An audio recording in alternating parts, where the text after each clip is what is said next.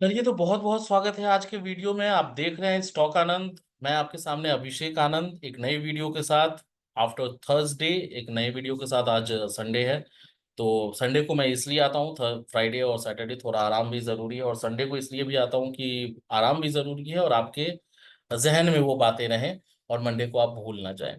तो इस वीडियो में हम लोग डिस्कस करेंगे यूएस रेट कट करने वाली है, जो कि हर एक वीडियो में पिछले 2-3 वीडियो से हम डिस्कस कर रहे हैं। It is too certain that US might do a rate cut.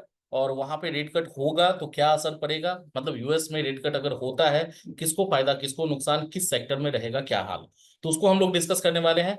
Pavel साहब ने आके डायरेक्ट कहा कि भाई हम रेट कट करने वाले हैं, रेट कट कर सकते हैं। प्रोबेबली बाय 18 सितंबर यूएस में रेट कट हो, और उस रेट कट से किसको क्या फायदा होगा, ग्लोबल मार्केट्स में क्या होंगी, इंडियन मार्केट में उसका क्या असर होगा, किस सेक्टर में किसको फायदा होने वाला है, उन सारी चीजों को इस वीडियो में एकदम शॉर्ट में हम डिस्कस करेंगे। लेमन लैंग्वेज में, आम आदमी की तरह, जो आम आदमी की तरह मैं समझता हूं। मैं कोशिश करूंगा कि मैं अपने व्यू पॉइंट को आपको समझा पाऊं, तो आम आदमी की तरह ही समझते हैं जो मेरी समझ है। कमेंट आया पवेल साहब का कि भाई ग्लोबल मतलब यूएस में रेट कट होगा। अब वो रेट कट कितने से होता है उस पर भी बहुत सारी चीजें डिपेंडेंट है। ग्लोबल मार्केट में it is too positive for global markets, US की मार्केट हो या फिर शंघाई की मार्केट हो या फिर आप जापानीज मार्केट को निकई निकई का बाजार कहें, या फिर इंडियन स्टॉक मार्केट हो, पॉजिटिविटी रहेगी। और इसीलिए मैंने पिछले ही वीडियो में कहा था कि क्या हम 25,000 वापस से टच करने वाले, obviously we are not far away from 25,000, और ऑल टाइम हाई से हम बहुत ज्यादा दूर है नहीं। 25,100 वो देखेंगे, वो अगले वीडियो में आपको मिलेगा कि निफ्टी के क्या लेवल से क्या नहीं है। अभी के लिए कॉमोडिटीज और अदर एसेट्स में एक अच्छा खासा मूवमेंट आपको देखने को मिल सकता है। कॉमोडिटीज का मतलब हो गया गोल्ड सिल्वर मेटल्स में, या अदर एसेट्स जो है उसमें एक इंक्रीमेंट आएगी। दूसरा, ग्लोबल मार्केट आपका पॉजिटिव होगा, इंडियन मार्केट में भी उसका एक पॉजिटिव असर पड़ेगा। किस सेक्टर में क्या रहेगा, क्या सिनेरियोज रहने वाली है, निफ्टी बैंक निफ्टी, उन सारी चीजों को इस वीडियो में हम लोग एक क्विकली उसको रिवाइव करने की कोशिश करेंगे। अब देखिए, रेट कट होता है तो क्या होगा, अगर यूएस अपना रेट कट करती है तो क्या होता है। सिंपल एक बात समझिए कि यूएस में बिजनेस जो किया जाता है ना, वो आपका ज्यादातर लोन लेके किया जाता है, मतलब डेट में किया जाता है, डेट को उठा के किया जाता है। वहां पे बोरोइंग्स उनकी कम हो जाएंगी, बोरोइंग जो आप वो जो बोरो कर रहे हैं मनी, उनका इंटरेस्ट उनको कम देना पड़ेगा। तो कहीं ना कहीं वहां के बिजनेस के लिए बहुत अच्छा है, राइट। तो वहां के कंपनीज के लिए बहुत अच्छा है, गुड फॉर देयर बिजनेस। और बिजनेस उनका अगर अच्छा होगा तो फिर ऑब्वियस सी बात है मार्केट अच्छा होगा। देखिए, रेट कट तब किया जाता है जब कहीं ना कहीं ये डर हो कि रिसेशन आ सकता है। अभी वैसा कोई डर है नहीं, या रिसेशन है तो अभी वैसा कोई डर नहीं है, फिर भी ये रेट कट कर रहे हैं इस अंदेशा में कि इस तरह की चीजें हो सकता है आ जाए, जिस तरह का इन्फ्लेशन या अनएम्प्लॉयमेंट रेट या जो भी डेटा अभी यूएस के खराब आए थे उसके वजह से।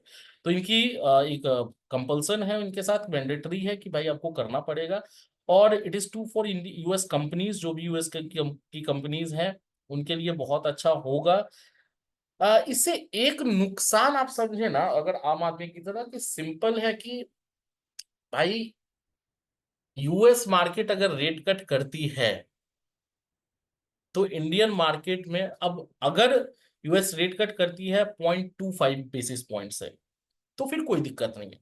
फिर आपके आरबीआई पे भी वो कंपल्सन क्या हुआ, वो क्या बोलते हैं उसको, प्रेशर नहीं आएगा कि आपको भी रेट कट करना है। लेकिन अगर 0.25 से ज्यादा से रेट कट होता है, विच इज 0.50 बेसिस पॉइंट्स, तो आरबीआई पे भी कहीं ना कहीं प्रेशर आ जाएगा कि आपको भी रेट कट का, बिकॉज वहां के बॉन्ड्स बॉन्ड्स में ना आर्बिट्रेज अपॉर्चुनिटीज क्रिएट हो जाती है। तो उसको बैलेंस करने के लिए आपको आपके आरबीआई को भी क्या करना पड़ेगा, कहीं ना कहीं रेट कट करना पड़ेगा। जब रेट कट होगा ना इंडिया में, तब दिक्कत आ सकती है।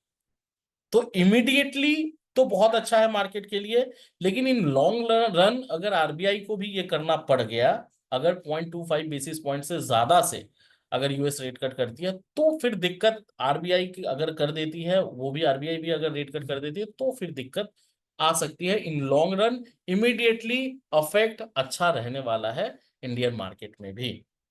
ठीक है।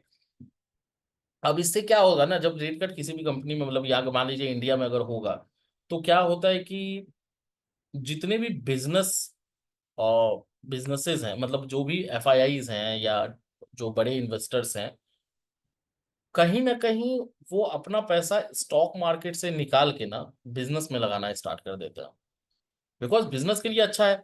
तो रिटर्न जो आप स्टॉक मार्केट में एक्सपेक्ट कर रहे हैं, यहाँ भी तो आपका कैपिटल गेन लग ही रहा है, कैपिटल गेन टैक्स लग ही रहा है। तो क्यों ना ये पैसा हम बिजनेस में लगा दें, जबकि बिजनेस में अच्छा अपॉर्चुनिटी है, अच्छी अपॉर्चुनिटीज आने वाली है, बिकॉज वहाँ की बोरोइंग्स कम हो गई, रेट ऑफ इंटरेस्ट कम हो गया उस पर। तो बिजनेस में वो लगाना स्टार्ट कर देते हो। तो ये एक बस निगेटिव पॉइंट होता है, बाकी और कोई पॉइंट है नहीं। प्रॉब्लम इंडिया के लिए ये है कि इंडिया में यूएस की तरह स्टॉक मार्केट नहीं है। इंडियन मार्केट में आप निफ्टी को देखेंगे तो बहुत अच्छा खासा वेटेज बैंक्स का है, जो कि वहां पे आईटी कंपनीज का है। वैसी भी आईटी कंपनी नहीं, product based IT company, IT companies. हमारा क्या है, आईटी कंपनी पे तो सर्विस बेस्ड आईटी कंपनी है, वहां पे प्रोडक्ट बेस्ड आईटी कंपनी है, तो उनका वेटेज ज्यादा है। और हमारे स्टॉक मार्केट में क्या है, बैंक्स का वेटेज ज्यादा है। यहाँ पे अब एक चीज और समझिए कि अगर बैंक को कम करना पड़ गया, तो फिर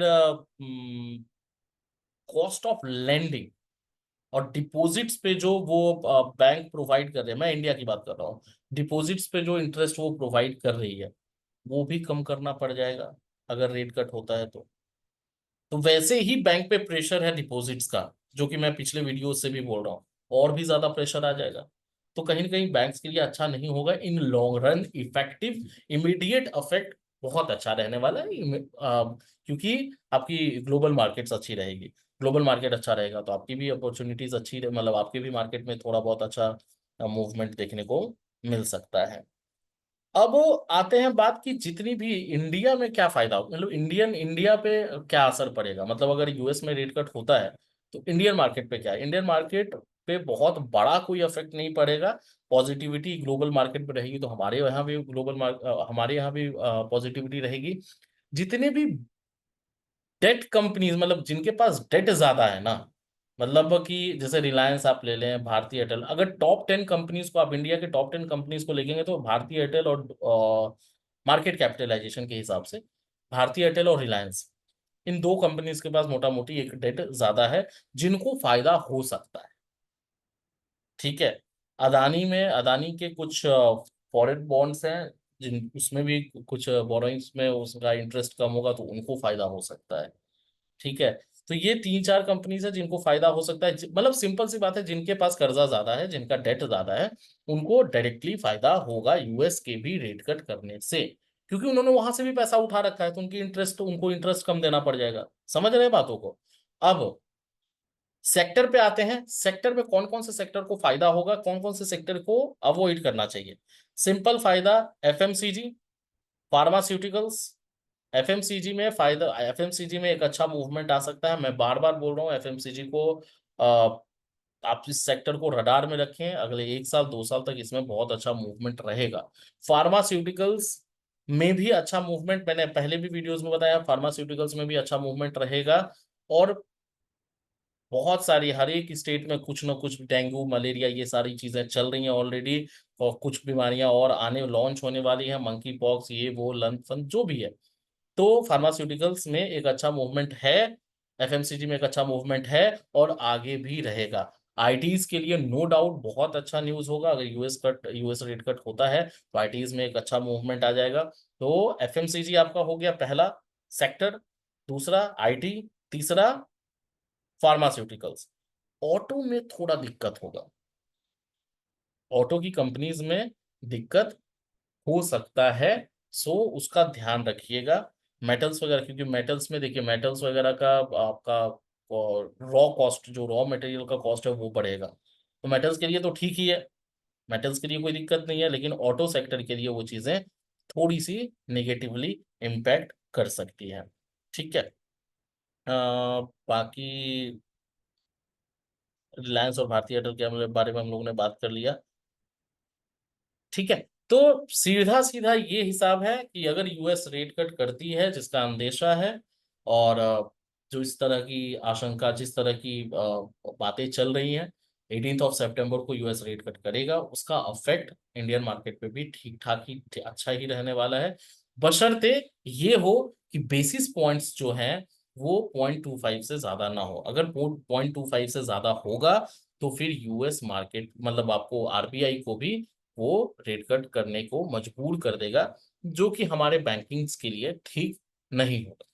ठीक है, तो आज के लिए इस वीडियो में इतना ही। अगले वीडियो में मिलते हैं निफ्टी के लेवल्स के साथ कि मंडे के लिए क्या निफ्टी में हम लेवल्स रखें। तो स्टे ट्यून्ड, सब्सक्राइब करिए, शेयर करिए, बेल आइकन प्रेस कर लीजिएगा, अगला वीडियो निफ्टी पे रहेगा। सो देखने के लिए बहुत बहुत धन्यवाद, ध्यान रखिएगा। तो पॉजिटिव न्यूज़ है, कोई दिक्कत वाली बात नहीं है। और आगे लेवल्स निफ्टी को हम कहाँ देख सकते हैं, मंडे के लिए क्या अप्रोच हमारा रहेगा, अगले वीडियो में हम लोग मिलते हैं। देखते रहिए स्टॉक आनंद। बहुत बहुत धन्यवाद गाइस।